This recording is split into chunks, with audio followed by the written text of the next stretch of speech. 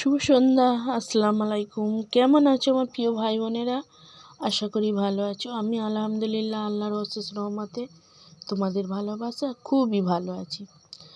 তা আমার জীবনের কিছু টুকরো টুকরো ছোট্ট ছোট দুঃখ সুখ নিয়ে যে গল্পগুলো তোমাদের সঙ্গে করি সেগুলো আমারও ভালো লাগে, আর তোমাদেরও অনেক সাপোর্ট পেয়েছি। তাই জন্য তোমাদের কাছে আমি তুলে ধরি আমার গল্প, আমার জীবনের কষ্টের কথা।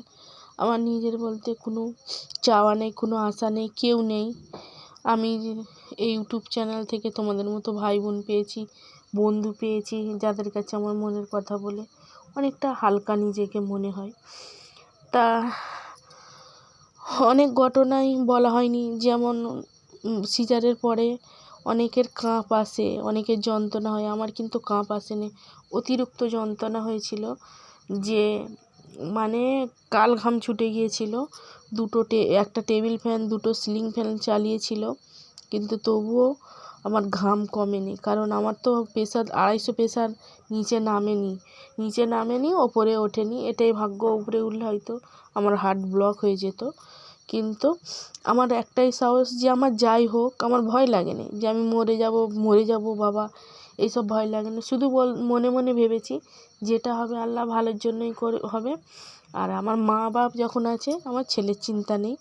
তা আমার সত্যি কথা বলতে, আমার ছেলেকে আমার মা বাপ এত যত্ন সহকারে নিজের সন্তানের মতো ভালোবেসে, আজকের আমার বাচ্চাকে যতটুকু দেখতে পাচ্ছ ততটুকু কিন্তু আমার বাবা মারই শিক্ষায় ও বড় হয়েছে। আর তাছাড়া আমাদের এখানের পরিবেশটা একটু অন্যরকম, ছেলেরা অনেকটাই ভালো অন্য জায়গার থেকে, সেই জন্য। তা অনেক অনেক হয়ে গেছে। তা তোমাদের দুলাভাই আমাদেরকে আমার বাবার একটাই প্রশ্ন ছিল, একটাই ও দুঃখ ছিল, যে নিজে এখানে কটা প্রশ্ন দিচ্ছি, প্রশ্নগুলো তোমরা উত্তর দিয়ে যেও, বা তোমরা যেই দেখো, বা এমনি অর্গানিক ভিউ বা এমনি যেই দেখো বা আমার কথাগুলো শোনো, তার একটা ছোট্ট কমেন্ট রেখে যাবে, ভুল না ঠিক। একটা সন্তান যখন হয় তখন কিন্তু তার বাবার অনেক দায়িত্ব থাকে, কিন্তু সে জায়গায় ওর বাবা দায়িত্বহীনের মতো কাজ করেছে। আর আমার বাবার একটাই প্রশ্ন, যে আমার মেয়েকে আজ 16 বছর ধরে মানুষ করার পরেই তোমার হাতে তুলে দিয়েছি, সে আজও পর্যন্ত কারোর সঙ্গে মুখ তুলে ঝগড়া করেনি। তুমি সেখানে বলছো তোমার মায়ের সঙ্গে ঝগড়া করেছে। ওই জন্য আমার বাবা বিশেষ করে রেগে গিয়েছিল। যখন আমার মেয়ে নার্সিংহোমে ছিল তখনই বা গিয়ে জিজ্ঞেস করোনি কেন, যে হ্যাঁ গো তুমি আমার মায়ের সঙ্গে ঝগড়া করেছো? তা এসব কথা বাদ দাও। তা অনেক কষ্ট করে আমি এসে তারপর বাড়িতে কাজ কাম করি। তোমাদের দুলাভাইও আসেন, এগুলো বলা হয়ে গেছে। প্রায় 4-5 মাস পরে তোমাদের দুলাভাই ছেলের মায়ায় পড়ে এখানে রয়ে গেল। তা আমি কাজ করি, তোমাদের দুলাভাই আমাদের সুখের সংসার, হাসি খুশির সংসার আমাদের বেশ ভালোই যাচ্ছিল।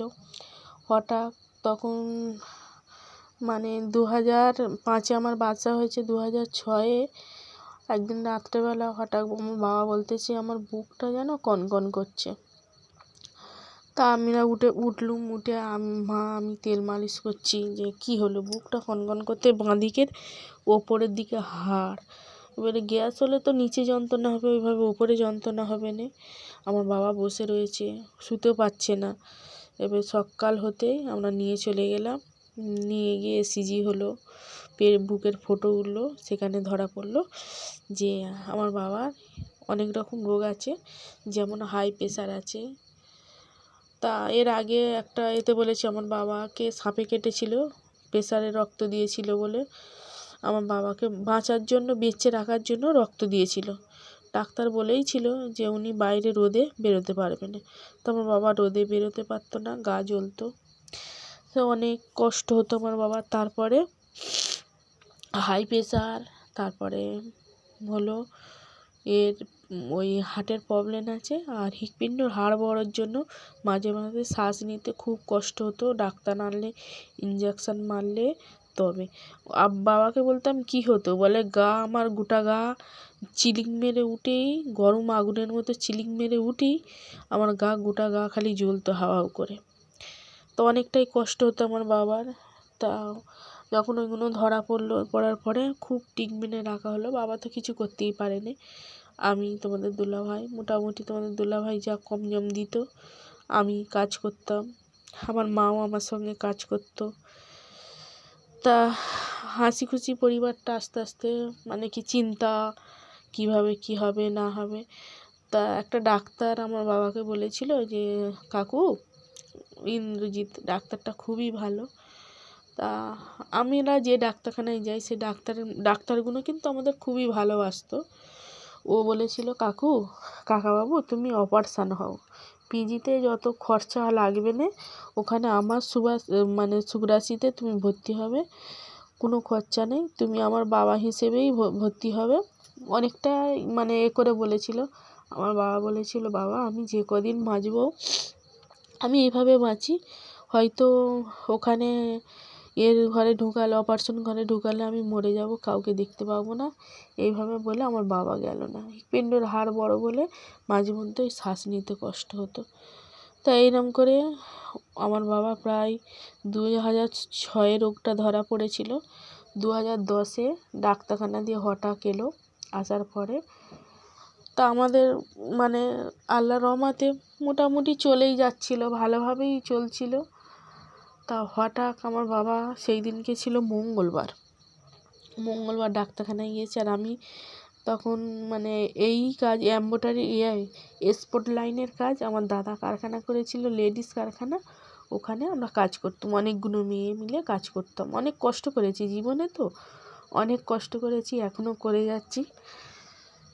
যদি আমার বাবা বেঁচে থাকতো কিন্তু আমার কষ্ট মনে হতো না। তা ওই দিনকে মঙ্গলবার দিনকে আমার বাবা ডাক্তারখানা দিয়ে ঘরে এসেছে। এবার এসে আমার বাচ্চা নানু ভাইয়ের কাছে আছে, বলতে যে মাকে ডাকো না নানু ভাই। তখন 7:30 বাজে, ডাকতেছে, আমার আব্বা চিল্লাচ্ছে মা গো মা গো, আমার আব্বা আমার নাম ধরতো না। তা ওখান থেকে ছুটে এলাম, এসে কী হয়েছে আব্বা তোমার শরীর খারাপ লাগছে? তার মধ্যে না তোমাকে আমার ভাই ডাকছে, আমার নানু ভাই তোমাকে ডাকতেছে, ঘুমোবে। তা আমি আমার বাচ্চাকে ঘুমোতে দিয়েছি। তা তখন হ্যাঁ, ওই ঘুমাতে দিতে গিয়ে আমি নিজেই ঘুমিয়ে পড়েছি। তখন 9:30 বাজে আমার মা ডাকতেছে, টুকু ওঠতো, তোর আব্বার শরীরটা খারাপ লাগতেছে। আমি ধড়ফড় করে উঠে তাড়াতাড়ি করে গিয়ে দেখছি বলতে সেইরকম শ্বাসকষ্ট হচ্ছে। এবার মাথায় পানি দিতে হয়, যখন শ্বাসকষ্ট হয় তখন আমার আব্বার মাথায় পানি দিতে হয়, গোটা গা পানি দিয়ে ধুতে হয়, গোটা গা পানি দিয়ে ধুতে হবে, মানে যতক্ষণ না গাটা ঠান্ডা হয় শ্বাসকষ্টটা কমবে না, হাই প্রেশার হয়ে যায়। তো এবারে আমি কী করেছি, আর সেই নিত অক্সিজেন নিত। তা বলতেছে মাকে বলতো কচির বউ আমাকে ধরো। তখন বলার পরে আমি একদিকে ধরেছি, আমার মা একদিকে ধরেছে। কাল কথা বলতে বলতে অনেকটাই কষ্ট হচ্ছিল, তাই বলতে পারিনি, নিজের গলা বন্ধ হয়ে আসছিল, মানে এতটা কষ্ট হচ্ছিল সেটা তোমাদের বলে বোঝাতে পারবো না। তাই জন্য আজকের আবার আমি আর আমার মা বলার সাথে সাথেই ধরার পরে বুকেতে যে এরকম একটা বাচ্চা নিস্তাজি মেরে ঘুমিয়ে পড়ে, ওইভাবে আমার বাবাও আমার বুকে শুয়ে ঘুমিয়ে পড়লো। মানে আর সাড়া নেই, কোনো শব্দ নেই, কোনো লড়াচড়া নেই, কোনো কষ্ট নেই, মানে শুধু বললো ধরো। তা আমার বুকটার এখন প্রবলেম কেন জানো, বুকের উপরে মা বাবা সব চলে গেছে, তাই জন্য আমার মাঝে মাঝে বুকের ভীষণ যন্ত্রণা হয়। তা সবাই সাথে সাথে ডাক্তার দেখালো। আমার ডাক্তার এসে যখন বললো, ইশারা করে বলছে, তখনও কিন্তু আমার আর আমার মায়ের বুকে আমার আব্বারা গেছে। অনেক কান্না করেছি। আর আমাদের ইসলাম শরিয়াতে যখন শেষ নিঃশ্বাস ত্যাগ করে তখন কোনো নারী ছুঁতে পারে না, তখন আমাদের কাছ থেকে আমার বাবাকে নিয়ে নিল। তখন আমি আর মা সেই প্রথম শোক যন্ত্রণা। আর আমি ভাবতাম আমার দুটো চোখ হলো, একটা চোখ আমার বাবা আর একটা চোখ মা। তো 2010 সালে আমার একটা চোখ আমি অন্ধ হয়ে গেলাম। তা সে কি শোক যন্ত্রণা সেটা তোমাদেরকে বলে বোঝাতে পারবো না, এত যে কষ্ট।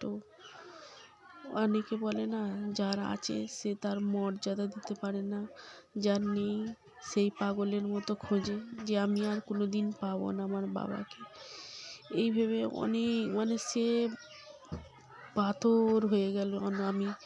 তা আবারও পরে আসছি।